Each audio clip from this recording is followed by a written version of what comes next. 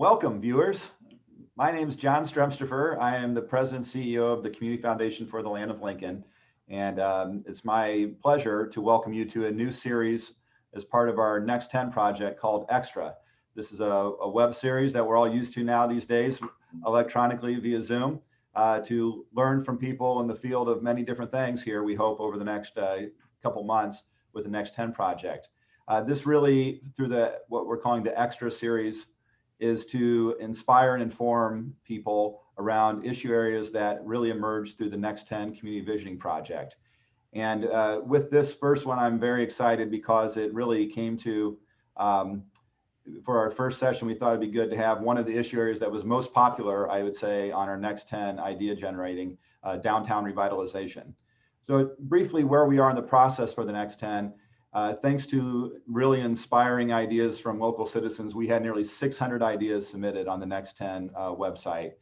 And now we are in the process of sorting through all of that. The steering committee of the Next 10 is hard at work, looking at these ideas that have come in and trying to make some sense of it all. We're also engaging stakeholders of all kinds throughout the community to really explore promising ideas and opportunities to see what ideas we could announce into the community here in the coming months. So stay tuned for that.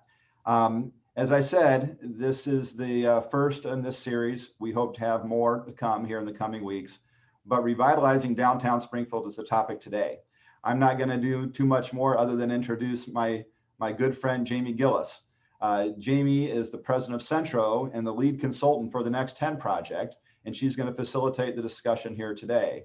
Jamie also is uniquely experienced to lead a discussion on downtown revitalization, as she has had a lot in her career working in downtown districts, especially Cedar Rapids, her hometown of Denver, and really cities around the country and around the globe.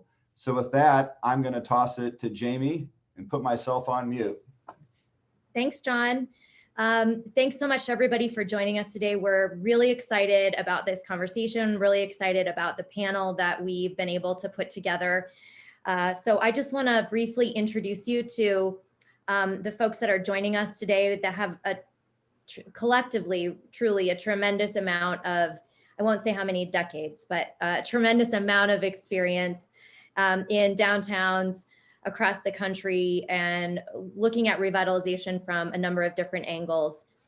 So joining us today, we are pleased to have David Downey. He is the president and CEO of the International Downtown Association, which represents downtown organizations, downtown business improvement districts, and the like across the country in addressing their issues nationally and internationally as well. We also have Michael Edwards joining us, and he's the president and CEO of the Chicago Loop Alliance. He also previously worked in downtown Pittsburgh and downtown Spokane, so I'm sure we'll hear about those experiences as well.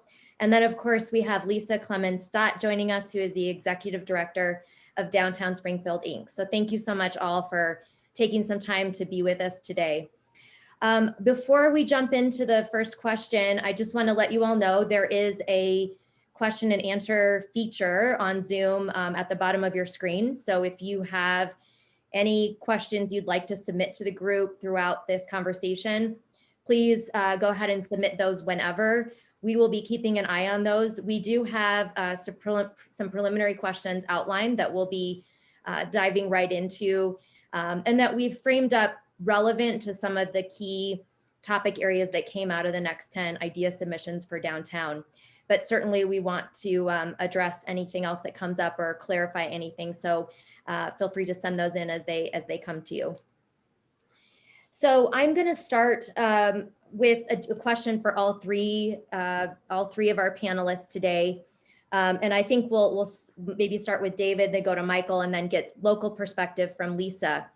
But I think the first most important question is, given where we are in this moment in time, still in the middle of a pandemic, in the midst of obviously shifting into a new presidential administration and looking ahead as to what that might bring, but also facing unknown challenges, including recession, economic recovery, questions around equity and conversations around equity, and then possibly changed patterns of behavior for people for some period of time.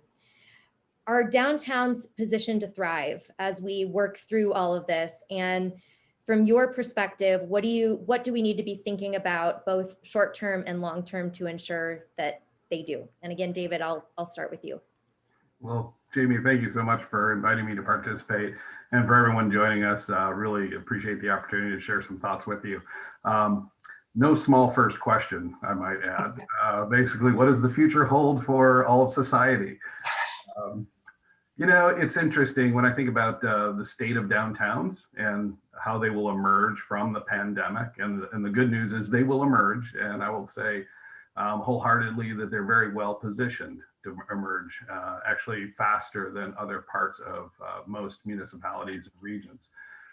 But I think the first thing to realize is that not every downtown is identical.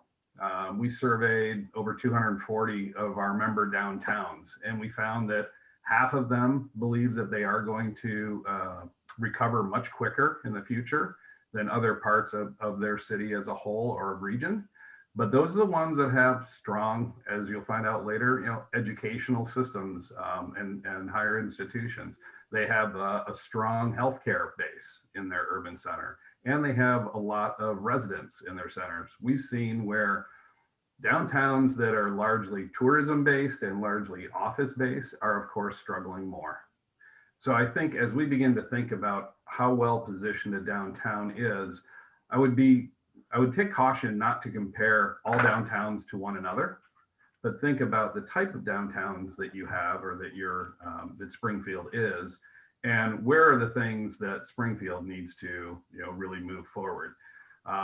You brought up all of the key aspects, you know, whether it's community health or equity inclusion or the future of office, you know, what are people's behaviors going to be moving forward? And I think those downtowns that have strong management organizations, partnerships between their public sector leaders, their private sector leaders, as well as their philanthropic organizations like the Community Foundation, those are the ones that are going to thrive most. And if downtowns continue to focus on those areas which we are seeing hit hardest, meaning those that, you know, maybe need to look at residential and equity inclusion as a component of their rebuilding effort, or those that are largely dependent on the office worker alone, we're going to have to rethink, you know, some of that for the next 3 to 5 years as part of our recovery. But those downtowns that are, you know, doing well and have those components already, they're just going to continue to accelerate their success. You know, where we have empty urban centers that were largely office, we have equally thriving urban neighborhoods who are really home to where we're all living now in our work from home conditions. So I think the short answer is it's less about the downtown itself, and it's more about the leadership within private, public, and philanthropic sectors that will come together and think closely about the strengths and or challenges of your urban center, and then focus on that as your work moving forward. I think that's what Next 10 is so well positioned to be doing at this exact moment. Thank you, David. Michael, share a little bit about this from your perspective there. Sure. Cities, downtowns, commercial centers, they've been around for millennia, and I think they'll continue to be around. Here in Chicago, the Chicago Loop Alliance, our organization is budgeting for a July, beginning of July, a beginning of a recovery in the loop. And so if we're at 30% capacity now, we're hoping to be at 50 or 55% by July, and we're budgeting and planning towards that. I think the pandemic has revealed the importance of groups like ours, groups like Lisa's. For example, we are very much into data collection now that we talked about but never did anything about, but now we've become quite a source for data that has gotten us more media coverage than we have in the last 7 years since I've been here. So why we think that that's important in the short term is that small businesses, storefront economy is, I think the IDA typically calls all of that great stuff that people tend to see and think that that's why downtown is vital and in an attractive place. You know, we need to give them good data so that they can make better decisions. And we think that that's real value in terms of their recovery. So we're bullish on the future of downtown Chicago and downtowns in general. I do agree with David. Some will come back faster than others, but I do think there's a real opportunity moving away from big cities like Chicago and the cost and the expense and the density associated with that, and our real opportunities for places like Springfield and cities like that. So I think that Next 10 positions you to kind of capture these changing behaviors, whether they're folks my age that are looking to retire or looking for our second career, or if they're millennials. Entrepreneurship is another thing that I think will be coming. When this thing comes back, it's going to come back very fast, and I think we just need to be ready. Thank you, Michael. Lisa. Thank you. Thanks to the Community Foundation and the Next 10 for having this very important discussion today. It's greatly appreciated. I agree. I am also, very bullish on downtown Springfield, but it depends on what we do next. And certainly the pandemic has shown that we are not where we need to be on residential living downtown, to David's point. We've been talking about that we need more residential living to return to downtown Springfield since about 1979. And so, will the pandemic finally be that reason that we really, really focus on it? I am optimistic on that because we are seeing a turnover in our downtown buildings from, longtime families who really created the wealth in Springfield, in downtown Springfield. But, several generations on, their family members have moved out of Springfield. They're not really engaged in the day-to-day life of what a downtown revitalization, project would be. And so when you look back at 2020 for Springfield, we've had more than 15 properties actually purchased by what I would call next generation property developers. People who live here, people who want to raise their families here, people who want to see downtown be different. So I'm really optimistic about that. And the other big thing coming for us, David pointed out that, strong downtowns have a strong medical presence and a strong university presence. And I think that 2020 will be the year, or 2021 will be the year that we finally see this innovation hub become a reality in downtown Springfield, from UIS definitely, and hopefully SIU as well. Great, thank you. I did want to ask just a couple, we've had a couple of questions come in that add on to comments made in this first response. First of all, Michael, we've got a question about what type of data you're providing or you've found most useful or most impactful. We have we've had pedestrian counters up on State Street, which is kind of the core street for us, and so we've been tracking that, and actually my board has been saying, like, why are we doing that? Well, it's become very valuable now because we have year-on-year comparisons, which are horrible to look at, but very informative. So then we get parking data from some of our members. They give us, and then we aggregate that parking data. We also have the Hotel Association keeps their numbers, so we pull the Hotel Association's numbers in. We have CTA Transit, and we have, and the kind of the big one is office occupancy. And this is like actually how many people are in the building. So for example, the Willis Tower typically has 5,000 people in there. They're operating at less than 10%. So there's, less than 500 people rattling around inside that enormous tower. So those, and then that's all on the backdrop of our positivity rating.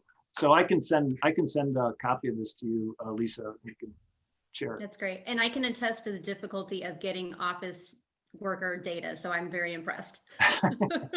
Well, what we have is, I should say, we're always trying to improve the data. So in the first instance, we had a property manager, CBRE, who was willing to share with us 12 buildings. And so it's not exactly perfect.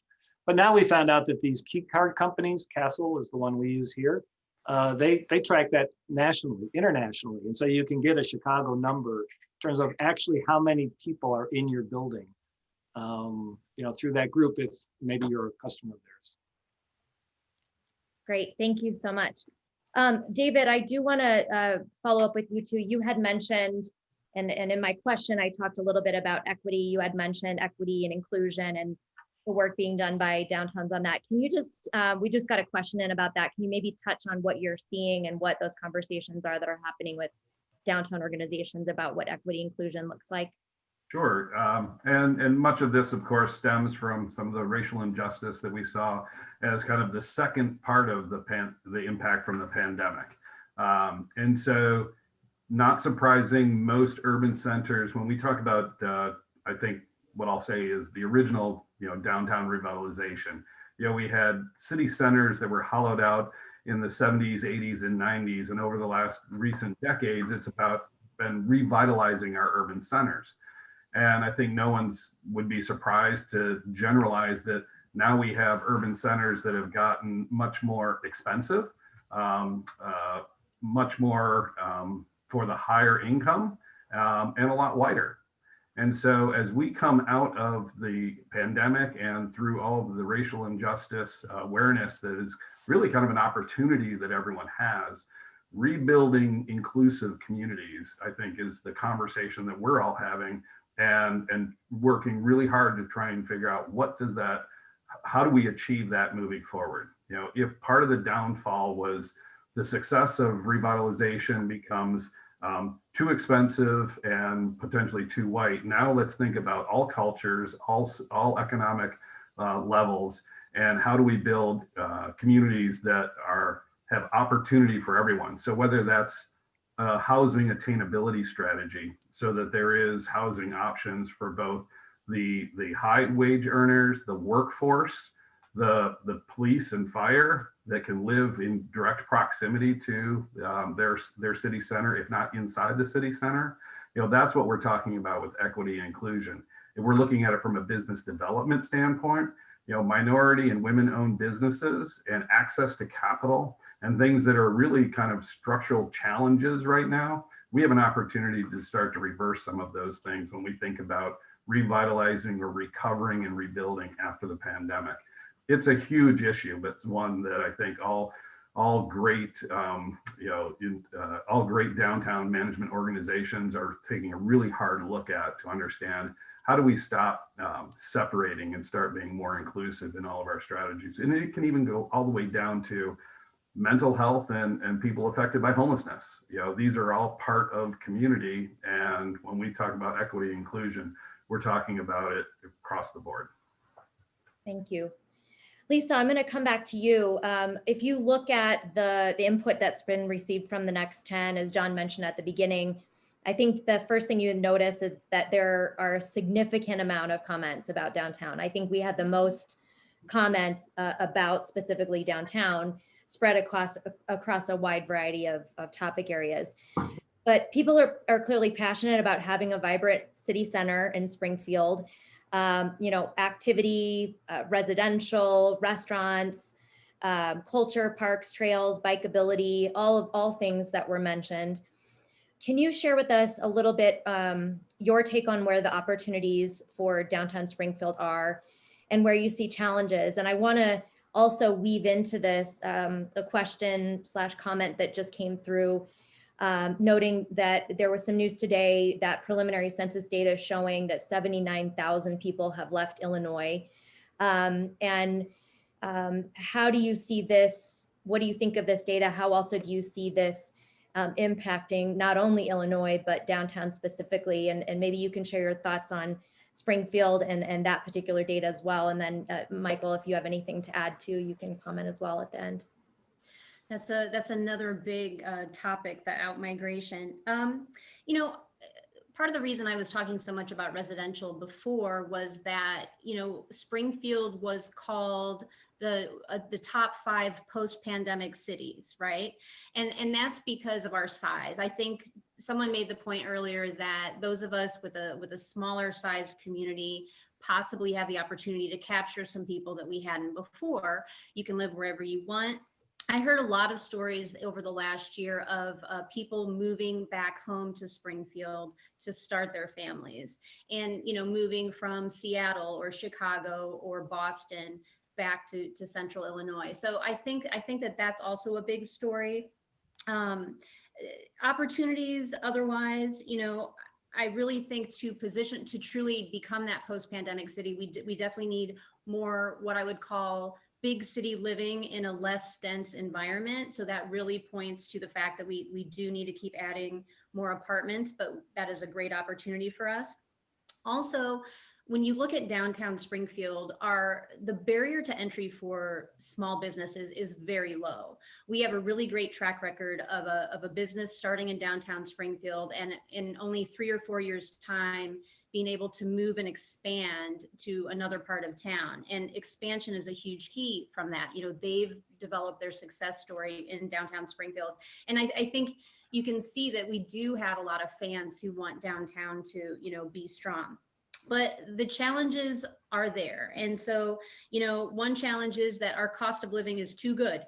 It is very expensive to renovate older buildings in downtown Springfield and get the apartment rent that you're going to get when you can buy a house for that amount. That is why we definitely need subsidies and really targeted important subsidies. And I think our community really isn't so sure about that. They don't understand why a private investor would need some assistance, you know, from the government or other sources to make the numbers work. I also think that we've moved so far away from what downtown was for this community that there's an actual lack of belief in the return on investment that you can get in our downtown. We've lost sight of the actual wealth and value in our downtown. For example, Peoria had some data done about 5 years ago that showed that the wealth in their downtown per acre was 5 times greater than that anywhere else in their community. And so I'm sure that our, you know, an analysis of Springfield would be very similar. But yet I tend to think that people would question that a little bit, like, really, there's still more inherent wealth in the downtown city center than there is on the west side, for example, of Springfield.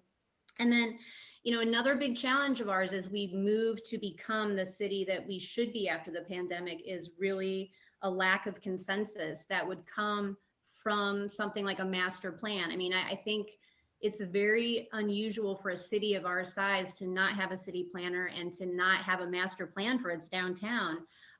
You know, having to cobble together a strategy is not really the smartest way to go. Thanks, Lisa. Michael, do you want to add anything onto that, in particular the question about the number of the decrease in the population that's coming through? No, I really don't have anything to add other than when Chicago, the last census, not this one, the last one, lost 100,000 African-American people. And that has changed, and that has changed significantly development patterns in and around downtown. So that's specific to that particular group. But you know, the loss of population in Illinois has been going on for quite a while, in Chicago especially. Sticking with you, Michael, I want to talk a little bit about specifically organizational structure related to downtown management, because that is so key. And you have a wonderful history leading revitalization efforts in many cities under multiple different organizational structures and with different partnerships. So can you talk to us a little bit about the downtown organizations you've run, how they were structured to support revitalization, and how you work to build strategic partnerships to get big, complicated projects done in those communities as well? Yeah, sure. So I started my career in business improvement districts, downtown management in my hometown of Buffalo, New York. Go Buffalo Bills. They didn't look great yesterday. I know that. But there, it was a business improvement district as the organization. And that was it. In Spokane, there was a business improvement district board of directors. There was the Downtown Spokane Partnership Board of Directors. And then we wanted to do economic development. So we began a 501c3 economic development so that we could actually do projects ourselves. When I got to Pittsburgh, there was the Pittsburgh Downtown Partnership, which was the organization. And the bid was just inside of that group. It was actually the same board of directors. And then here in Chicago, we have the Chicago Loop Alliance. We have what's called an SSA, another whole board, and we have a foundation to do arts programming. So those are kind of how they're structured. And it was interesting because in Spokane and in Chicago, the bid or the SSA it's not exactly a renegade group, but you know, they feel like they're the ones that pay the taxes, so they get final say. And you had to manage that. At the same time, you have the Chicago Loop Alliance or the Downtown Spokane Partnership, who's got all these dreams for our downtown. And so it was always a little bit of work to kind of keep them all on the same on the same particular page. And so those structures are a bit of a challenge, but sometimes you can do some great things.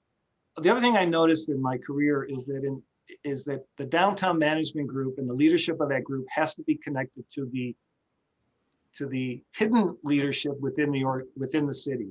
So in Buffalo, that door to that group was partially open. In Spokane, it was very open. Like the day I got there, I'm like in the right offices. In Pittsburgh, it was pretty open. In Chicago, I can't find the door. I have no idea where the door is, and I've been here for 7 years. So management groups your board and your leadership have got to get you connected. If you want to make an impact, you have to be connected, and then you can do big projects like turning streets to two-way, putting in a whole park in the middle of downtown Pittsburgh. You can't do that unless you got the right people at the table. Thank you, Michael. David, I'm just going to throw it to you for a minute too. Maybe you can share a little bit. Michael referenced bids and SSAs. In Illinois, SSAs are essentially the bid mechanism. They have different names in each state. Can you just provide for people that are tuning in who maybe are not familiar with that mechanism, just give a brief overview of what these tools are and how they work? Sure, I'll try and do it quickly as well, because it's like this. I call it the genius in the middle. It's this hidden layer of governance within a community. I didn't say government, but governance. And back in the 70s, actually, in an edge commercial area in Toronto, the business merchant community came together, and they said, we'll invest some of our own resources into the public realm outside of our businesses. If the city of Toronto, will you just give us the authority to and help us collect the monies from ourselves, much like any association, and then let us put that to work inside the public realm.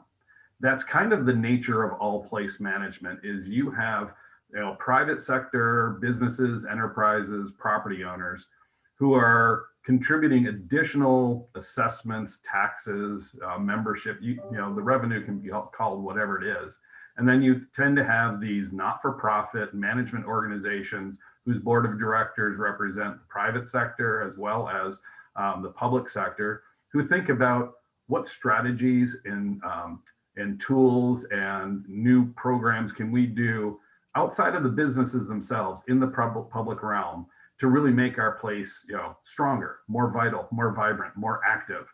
And so to a citizen, they may say, oh, that parade was wonderful, not realizing that the parade was actually put on by the Merchants Association or by the downtown organization, or there's an extra level of cleaning services or activation of yoga in the park. Everyone wants to have yoga in the park. Tends not to be the municipality that's doing that. It's actually the improvement district.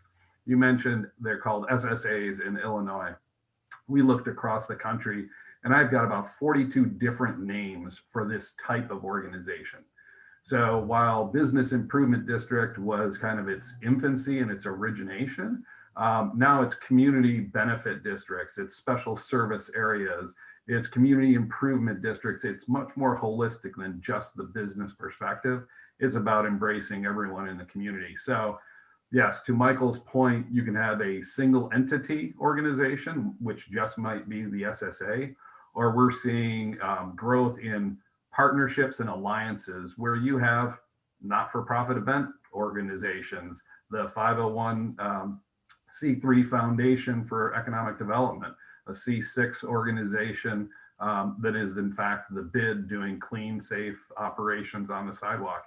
It's this ecosystem of nonprofits that are going to work to leverage private sector resources to the benefit of the community as a whole. Great, thank you. And I'm going to stick with you, kind of building on that. I think one of the benefits of these increasingly complex downtown organizations and their ability to also diversify how they bring in resources and all of that and build partnerships is important in being able to get big, complicated projects done. And Lisa mentioned earlier that there has been one of the ideas that has been percolating for downtown Springfield, and that certainly has emerged as a strong contender for a future downtown project, is the creation of a downtown university campus, including UIS and possibly SIU and others, focused largely on innovation, among other things.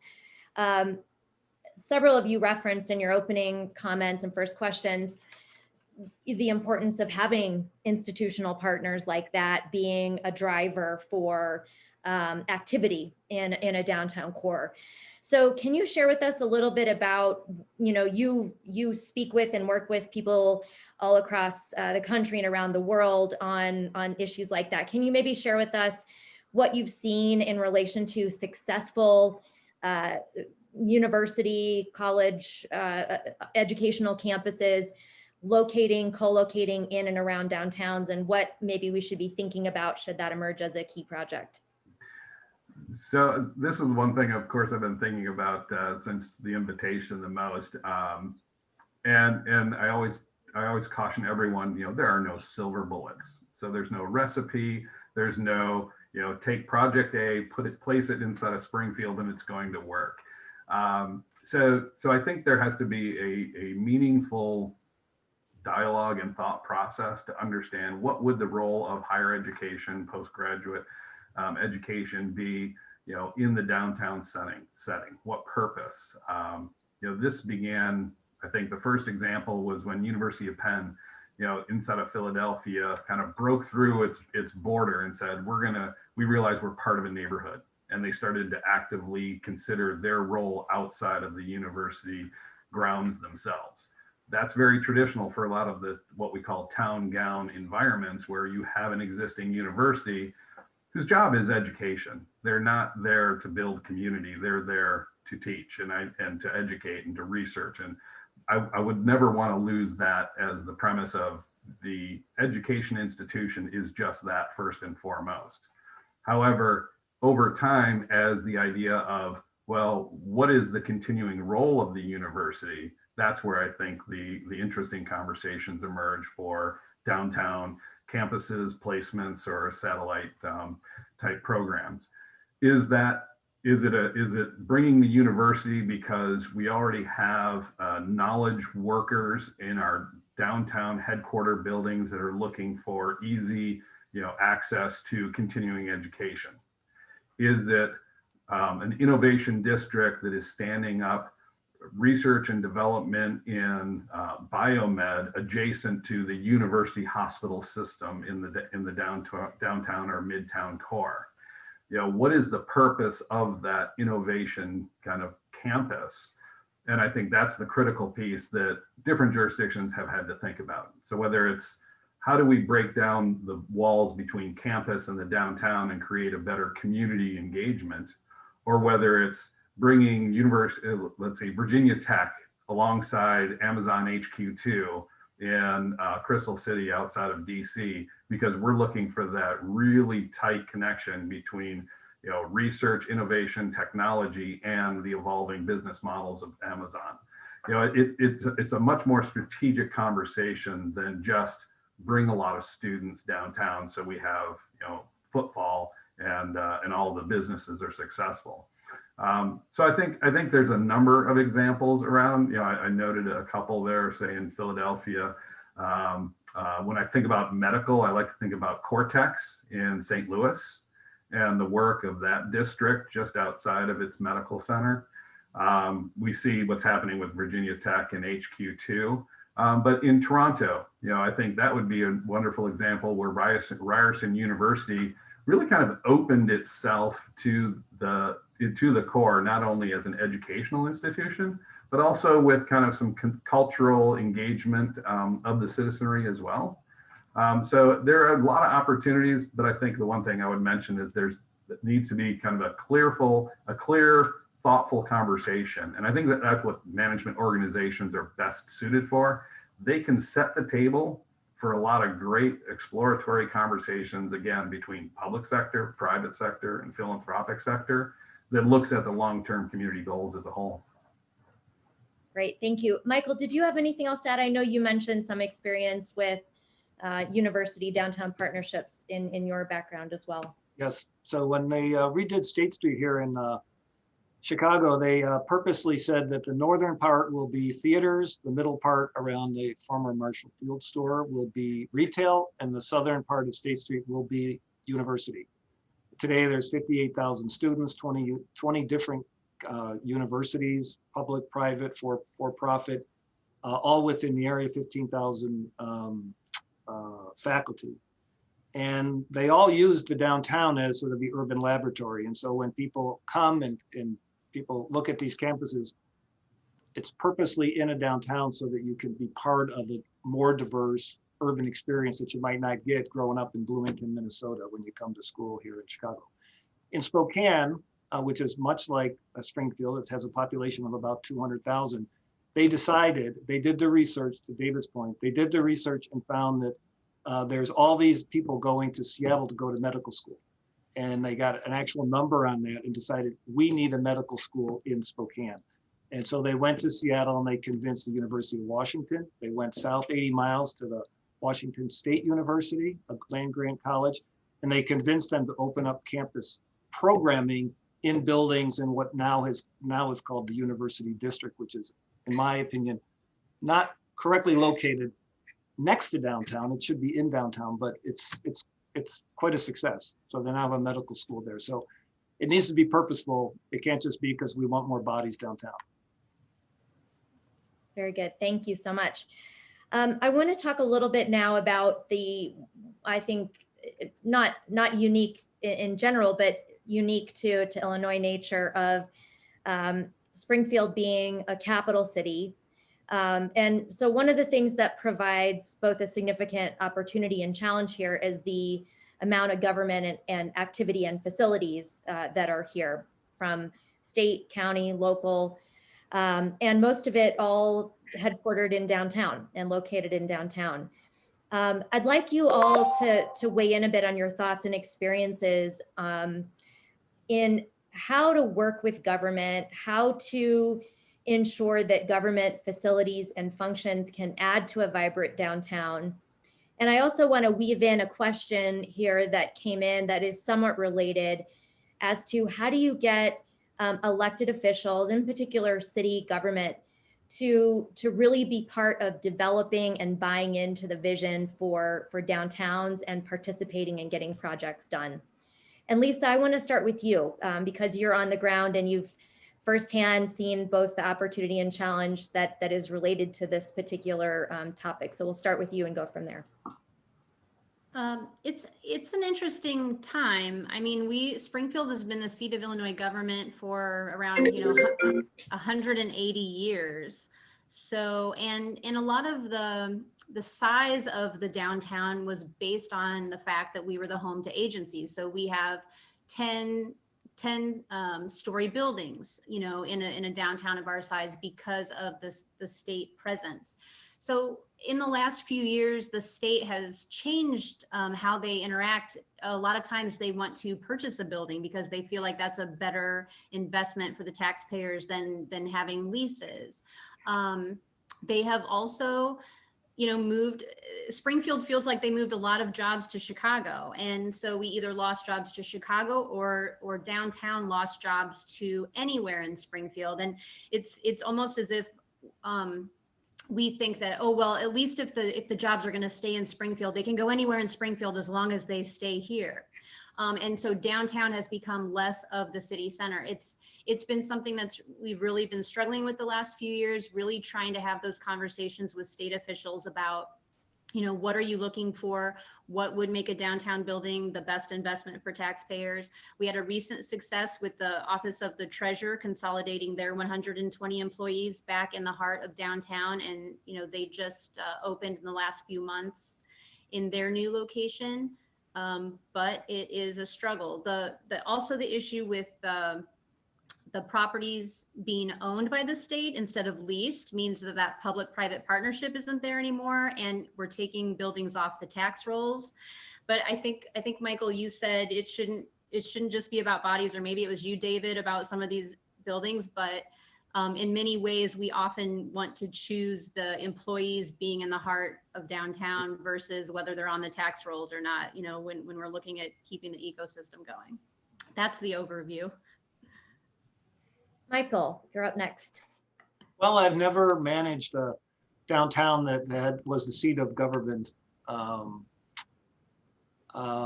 I've often thought it would be a big challenge. In fact, earlier in the session, I was going to say that, I think of places like Harrisburg, and they're vital, but they're a little 9 to 5. They feel a little sleepy, right? And then when they're not in session, there's all this sort of lost population or lost energy. So I think it's a real challenge. I'm not sure I have a particularly good answer because I just haven't had to experience that. So I'm gonna defer instead of pontificating about nothing. We'll defer to David. David, what have you seen in this area? Well, so what have I seen? Goodness, thanks, Michael. Yeah, first, certainly capital cities are their own unique entity, not unlike, town and gown jurisdictions. And so, a couple things come to mind. First thing that I want to share is, I think that we have an opportunity coming out of the pandemic to invite our elected leaders, to invite government to continue something that was pretty miraculous over these last 12 months. And that's this: we've never seen government work so quickly or be so innovative in their views on their role in community than we have in trying to work through this pandemic. And it's things like expedited permitting or allowing for alcohol to be delivered to home. That took governmental intervention to say, we're going to bend this rule, or we're going to redo some of our bureaucracy to make things move quicker, faster, and more creatively. So one thing I would suggest is that we have a great opportunity, whether it's a capital city or whether it's just an area that has a lot of governmental energies, it's much like government has entered the private sector a little bit when it comes to their role as a job creator inside of their community. They are struggling with the work from home just as much as any private sector office building is. And so what's the government's role in opening up their facilities for workers to come back in a healthy environment from the pandemic? And then what are the expectations of those employees? Are they going to look to return to kind of the prescribed governmental way of doing business, or are they looking to be more engaged in their community, and as such, being able to work from the coffee shop, or be able to go out into the open space as part of their role? This is an opportunity I think we want to leverage. But what I have seen in capital cities is they still become kind of, like most downtowns, the heart and soul of the community. Whether it's coming to celebrate for seasonal celebrations or during some of the recent protests, it still is where community comes together to as in mass. And while we haven't been able to do that, certainly for the pandemic, I think we will certainly see it come back together. So in a capital city, the most important city arguably within the state, what sort of things is government going to be thinking about to say we play a bigger role inside of our own municipality? And I'll share one other example coming from the federal government perspective. For many years, the Government Service Administration, GSA, which is kind of the owner manager of all federal government facilities around the country, they were very insular to their building. They managed their buildings and everything inside and all of its people. And as we saw more improvement districts that had federal buildings begin to interact with that leadership locally, they started to realize that their employees didn't want to just drive into work, walk in the front door, and spend 8 hours during the day and then go home. They wanted to be able to interact in a vibrant, vital area outside of the building itself. So again, it's the improvement district management organization demonstrating that people are willing and interested in working for government, but they also want the amenities of a vibrant, active, engaging place where they can exist for a large portion of their daily lives. So even though historically government may not have felt as though that they had a role to play in that partnership. They're realizing if they want to attract talent and keep talent, they need to open up their doors and open up their thinking to be embracing of the sidewalk and of the community outside the building even more. Thank you. That was great. And I think speaks to a point Lisa made earlier about having a master plan and then being able to get government partners on board with, aligned with, participating in, realizing that master plan as well is critically important. I want to shift gears a little bit. Lisa, I'm going to come back to you and talk a little bit about placemaking and programming in downtown. So this has been a big part of your work with Downtown Springfield, Inc. and a big part of the organization's success. I want you to talk a little bit about the value you've seen that that's brought to downtown and how you'd like to expand it. I also want to note that certainly in the next 10 submissions that came through, there were dozens, maybe hundreds of comments, little comments about different things from murals to, outdoor seating to cool lighting. And we've had a couple people on this panel today ask about a real focus on making downtown more livable, considering the pandemic, really putting an emphasis on trees and open spaces and parks where people can be in the city, but still have fresh air. So maybe just share a little bit of about your thoughts on where you are and where you'd like to see downtown Springfield go in that area. I think this is really one of the places that DSI and the city really work well together.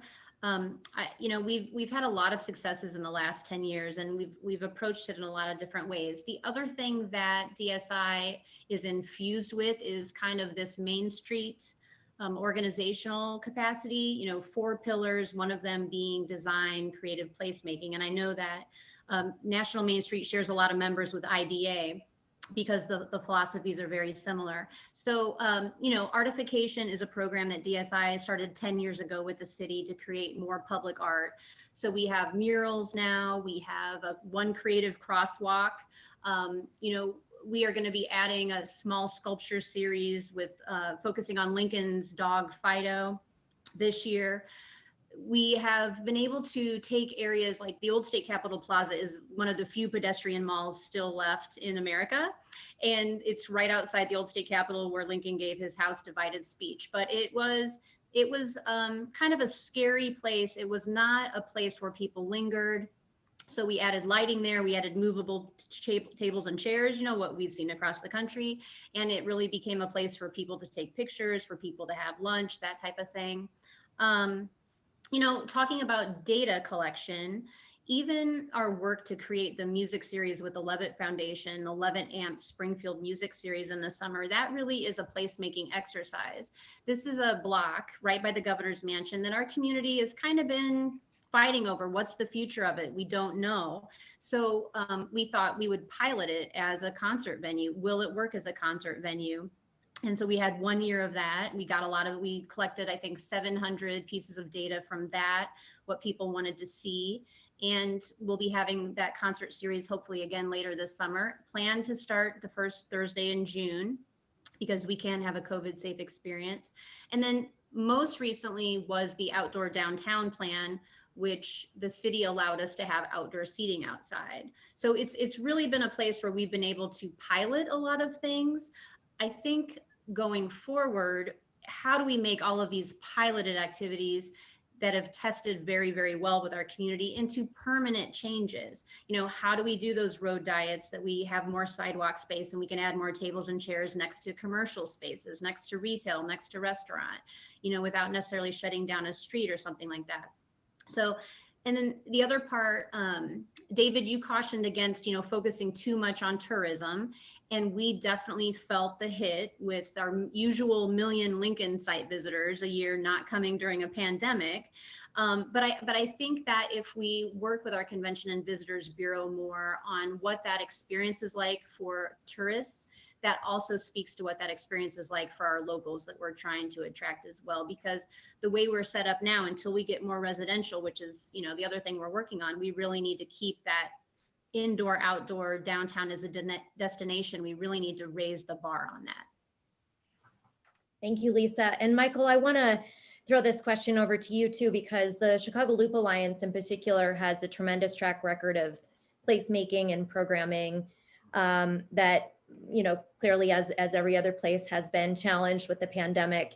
So can you talk to us a little bit about what's working, what you see going forward as we emerge from the pandemic as being successful in those arenas? Yeah, so nothing that we did last year, 2 years ago, were we able to do last year. So one of our premier events is called Activate, and this is when we get 2,000 people into an alley. Everybody's like this, drinking their beer, having a glass of wine, listening to great music, watching murals being painted, and like nobody would want to do that now because of the pandemic. So what's sort of the next phase of that? So we basically took last year off, and as I said earlier, we're not really planning on downtown being back until July. So everything's virtual. Placemaking is virtual until July, and then we will start to roll out some, hopefully some in-person programming. So as an example, Activate, instead of being 2,000 people in an alley, because now we have storefronts that are available, it will go back to what it was before that, which is something called Art Loop Open. And so we'll have a muralist or an artist in some storefronts. It'll be a ticketed event, no more than 25 people at a time, or whatever at that time, whatever tier we're on, and we can gather in certain groups. Ticketed meaning just you're in for an hour and then please leave, and the next group of people will come in. So we're taking the same thing and just sort of twisting it. We're also trying to capitalize on some of the placemaking we've already done. So we're putting together an app and a walking tour of all of the murals. There's about 30 murals that were painted over the last 7 years in all of these alleys, to get people to walk, social distancing. There's lots of room there for people to do that, but still take them into these interesting spaces, local artists, and get them to walk by some of our storefront economy that's been suffering. So as they're walking, here's a coupon for Macy's, here's a coupon for the Potbellies, or whatever they walk by. The last thing that we're doing is performance art. This is kind of an idea at the moment. But there's a group out of Europe. Toronto's going to use them. New York's going to use them. I think we're going to bring them in. And so they do a 40-minute performance out on the sidewalk, and 20 people get ticketed, and you have earphones on, and you're hearing what they're thinking. They're not talking, they're just acting. And it's a woman who's very isolated. She meets a guy on the street, and something magical happens. And so 20 people have headsets on. You watch this thing. And they have 3 troops, 18 performances a day for 6 weeks. And it's not that expensive. I mean, it's expensive, but it's not that expensive. And the idea is just to remind people that you could come downtown and still see live performance, because live performance is a $2 billion a year industry here in the Loop, and they've been dark since March. So that's another example. One last thing, we are going to try to open State Street every Sunday from 11 to 4, 3 blocks of it, and do everything from throw 200 hula hoops into the center of the street to actually have some kind of like art festival or something, because it's an enormous street and we can get a lot of social distancing in there. So, we're trying to, it used to be more people packed in. That was sort of the definition of success. And now it's not that. And I'm frankly having a hard time, seeing 2,000 people on a mile-long street.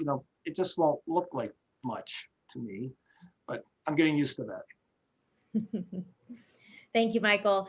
David, I'm going to come back to you, and I want to ask a question about just generally what the International Downtown Association is working on right now to help support downtowns, how you feel the role of downtown organizations might change. I think, Michael referenced earlier that in some ways he feels their organization has taken on a more important role than ever in downtown. So I want you to touch on that. And then I also just want to weave in a question that we got from one of our viewers, just asking, in terms of successful downtown revitalization and investment, is there consistency in terms of how that effort is spearheaded from research to planning? So do you see both now and going forward, that a downtown organization's role is to drive that? Is that a public sector role? And then downtown's organization's role is to implement. So maybe if you can kind of wrap all of those thoughts into a response. I'm sorry to throw a lot at you, but trying to squeeze a lot in the last 5 minutes. and you probably want a 1-minute version of that. Of course I do. Yes. Yes. So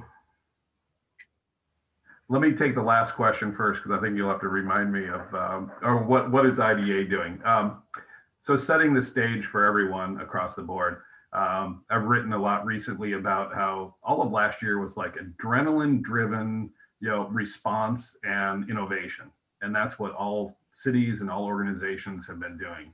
I think we're now at a point where we have to shift into what may be a little bit more of a marathon recovery period, recovery leading towards rebuilding.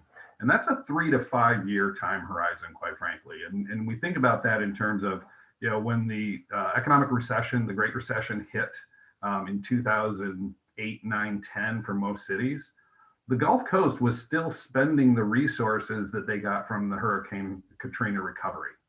It's a 3-5 year rebuilding enterprise. And so while it's very difficult right now, what we're trying to do for our members is provide them with additional tools and research and education about this idea of recovery planning. And it's a marathon, so it's a sustained, not as many super quick wins as it is kind of strategic thinking about rebuilding our community. Going back to some of my earlier comments around, what is that inclusive community look like for the future? So I think, to the audience members' question, I think one of the benefits of the downtown organizations is, quite frankly, they're not bound to election cycles. They're able to sustain longer term visions for what they think is going to be needed economically, environmentally, as well as socially in building community. And very unselfishly, they're also very good at determining when are they there to set the table for a conversation amongst private and public sector, for instance. When are they there to lead, which some do in their own downtown master planning environments? And when are they there as more of a support mechanism or as a communication conduit? Again, it's not a single silver bullet, but we teach adaptive leadership to all of our members. And the idea is recognizing what role can you best serve in your community for any given project. So when Michael talks about activating alleys and laneways, he's physically doing that work with his team, helping to get it off the ground.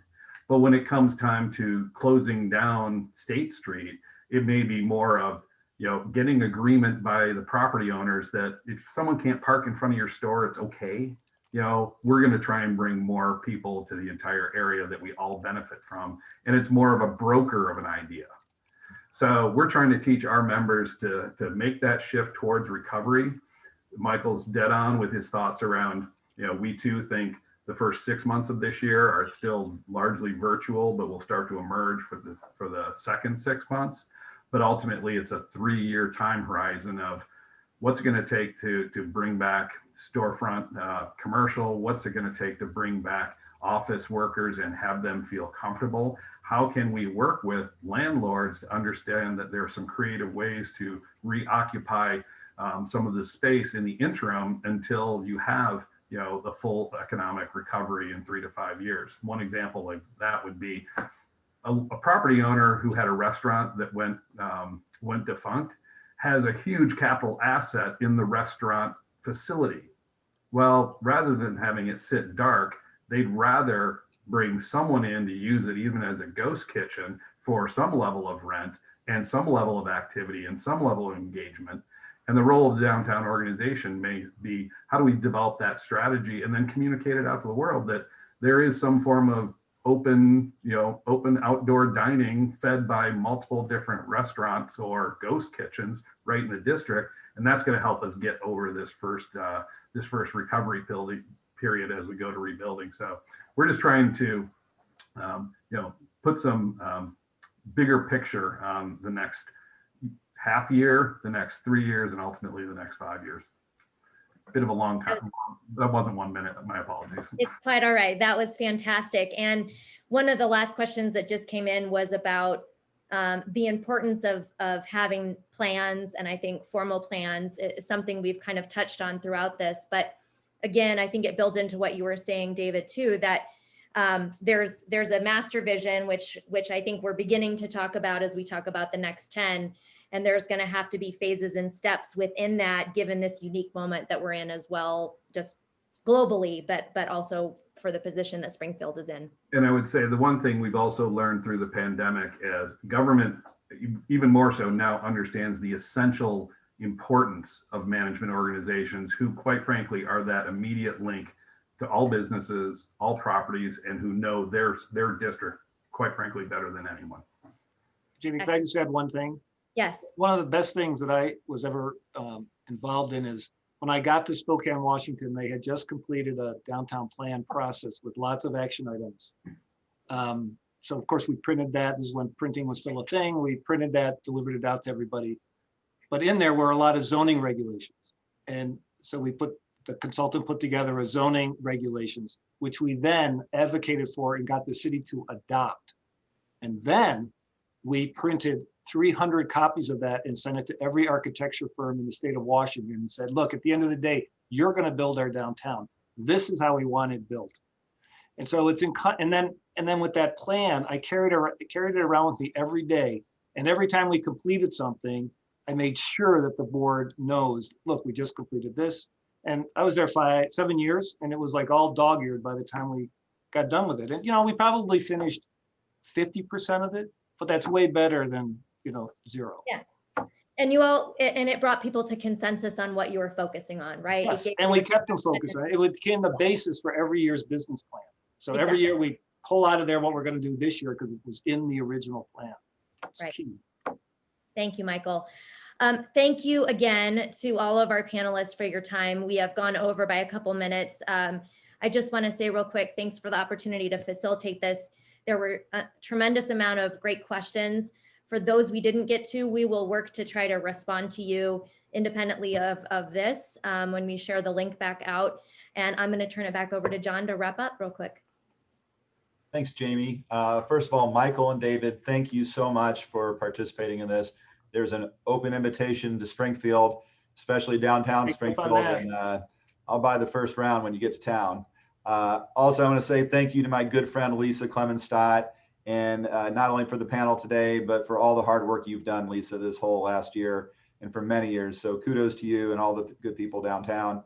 And then Jamie, thank you for the great facilitation today. I think you are now an honorary Springfieldian with all the work you're doing here with the Next 10 project. It's been so much fun and lots more to go. Thank you to everyone who tuned in today.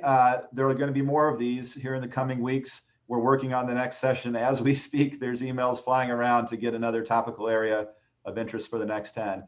Until the next time, please go to tn10.org and keep looking at that idea board, because it's not just now, it's the Next 10 and then the next 10 after that. We want to keep ideas flowing. So thanks everyone. Have a good rest of the week.